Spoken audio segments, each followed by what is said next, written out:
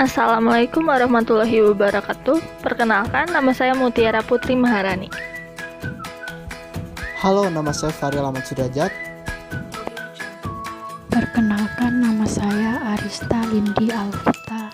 Kenalkan, nama saya Rifki Malik Al-Rashid. Perkenalkan, nama saya Devina Fania Fasti. Kali ini kita akan membahas tentang Undang-Undang Informasi dan Transaksi Elektronik. Yang pertama yang akan kita bahas adalah pasal-pasal dalam UU ITE. Yang pertama ada pasal 27 ayat 1 UU ITE tahun 2008. Pasal 27 ayat 1 ini mengatur tentang pelanggaran kesusilaan yang berbunyi, setiap orang dengan sengaja dan tanpa hak mendistribusikan dan atau mentransmisikan dan atau membuat dapat diaksesnya informasi elektronik dan atau dokumen elektronik yang memiliki muatan yang melanggar kesusilaan. Ancaman hukumannya yaitu pidana penjara paling lama 6 tahun dan atau denda paling banyak 1 miliar rupiah. Ancaman tersebut diatur dalam Kitab Undang-Undang Hukum Pidana pasal 282 mengenai kejahatan terhadap kesusilaan. Pasal 27 ayat 1 ini bertujuan untuk memberikan perlindungan terhadap masyarakat dari tindak pidana yang berhubungan dengan pornografi. Selanjutnya, ada pasal 28 ayat 1 UU ITE tahun 2008. Pasal ini mengatur tentang jerat pidana bagi penyebar berita bohong atau penyebar hoax. Bunyi pasal 28 ayat 1 ini ialah setiap orang dengan sengaja dan tanpa hak menyebarkan berita bohong dan menyesatkan yang mengakibatkan kerugian konsumen dalam transaksi elektronik. Pasal 28 ayat 1 ini memiliki ketentuan serupa dengan pasal 390 Kitab Undang-Undang Hukum Pidana karena sama-sama terdapat frasa menyiarkan berita bohong. Ancaman hukuman pasal 28 ayat 1 ini yaitu dipidana dengan pidana penjara paling lama 6 tahun dan atau denda paling banyak 1 miliar rupiah. Ketentuan ancaman hukuman tersebut diatur dalam pasal 45A ayat 1 UU 19 tahun 2016. Yang ketiga, pasal 29 Undang-Undang ITE tahun 2008 demikian, setiap orang dengan sengaja dan tanpa hak mengirimkan informasi elektronik dan atau dokumen elektronik yang berisi ancaman kekerasan atau menakut-nakuti yang ditunjukkan secara pribadi atau cyberstalking.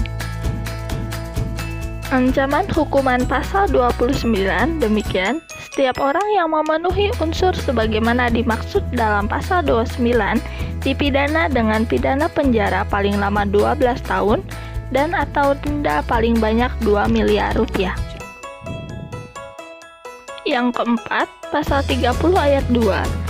Setiap orang dengan sengaja dan tanpa hak atau melawan hukum mengakses komputer dan atau sistem elektronik dengan cara apapun dengan tujuan untuk memperoleh informasi elektronik dan atau dokumen elektronik. Ancaman hukuman pasal 30 ayat 2. Setiap orang yang memenuhi unsur sebagaimana dimaksud dalam pasal 30 ayat 2 dipidana dengan pidana penjara paling lama 7 tahun dan atau denda paling banyak 700 juta rupiah. Pasal-pasal dalam Undang-Undang Informasi dan Transaksi Elektronik yang kelima ialah pasal 30 ayat 3 yang berisi setiap orang dengan sengaja dan tanpa hak atau melawan hukum mengakses komputer dan atau sistem elektronik dengan cara apapun dengan melanggar, menerobos, melampaui atau menjebol sistem pengamanan seperti cracking, hacking, dan illegal access.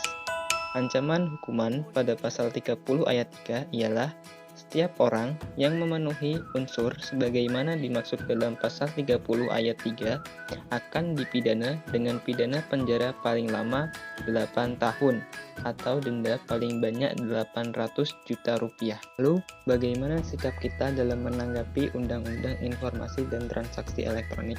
Yang pertama, tidak sembarang menyebarkan berita yang belum tentu kebenarannya karena dikhawatirkan akan meresahkan masyarakat sekitar. 2. Tidak membagi atau membuat konten yang bersifat asusila sesuai dengan pasal 27 UU ITE 2008. 3. tidak melakukan pemerasan dan pengancaman melalui media elektronik dengan alasan apapun. Keempat, tidak menebar kebencian terhadap individu atau kelompok tertentu. Kelima, tidak memanfaatkan media elektronik sebagai tempat perjudian. Keenam, tidak menghina atau mencemarkan nama baik seseorang atau kelompok tertentu baik di internet maupun media elektronik lainnya. Yang ketujuh, tidak melakukan penyadapan terhadap akun pribadi orang lain atau kelompok tertentu. Contoh kasus pelanggaran UU ITE di Indonesia, dilansir dari kompas.com. Pelantun lagu Dia menjadi sorotan karena perbincangannya dengan Hadi Pranoto yang disebut sebagai profesor atau ahli mikrobiologi. Obrolan keduanya diunggah dalam kanal YouTube Dunia Manji dengan judul Bisa Kembali Normal. Obat COVID-19 sudah ditemukan. Kini konten tersebut telah dihapus pihak YouTube. Dengan Anji, Hadi Pranoto mengklaim sudah berhasil menemukan antibodi COVID-19 yang bisa mencegah dan menyembuhkan pasien yang telah terinfeksi. Hadi Pranoto juga mengklaim antibodi COVID-19 berbahan herbal itu telah disalurkan di wilayah Sumatera, Jawa, Bali, dan Kalimantan.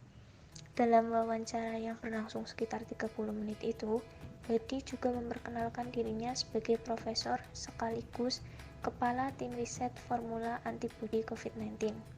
Merasa resah dengan konten YouTube Dunia Manji, Ketua Umum Cyber Indonesia Mu'anas Alaidit melaporkan Anji dan Hadi Pranoto ke Polda Metro Jaya pada Senin 3 Agustus 2020.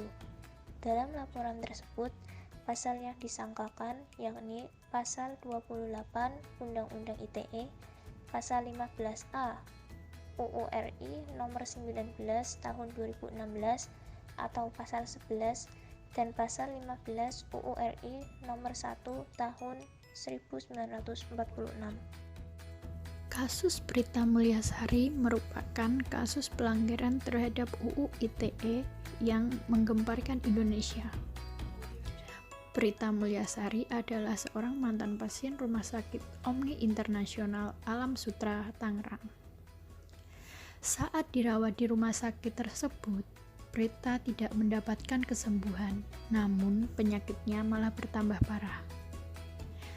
Pihak rumah sakit tidak memberikan keterangan yang pasti mengenai penyakit Prita, serta pihak rumah sakit pun tidak memberikan rekam medis yang diperlukan oleh Prita. Kemudian Prita Mulyasari mengeluhkan pelayanan rumah sakit tersebut melalui surat elektronik yang kemudian menyebar ke berbagai mailing list di dunia maya. Akibatnya, pihak Rumah Sakit Omni Internasional marah dan merasa dicemarkan. Lalu, Rumah Sakit Omni Internasional mengadukan Prita Mulyasari secara pidana. Contoh kasus di atas merupakan contoh kasus mengenai pelanggaran Undang-Undang Nomor 11 Pasal 27 Ayat 3 Tahun 2008 tentang UU ITE.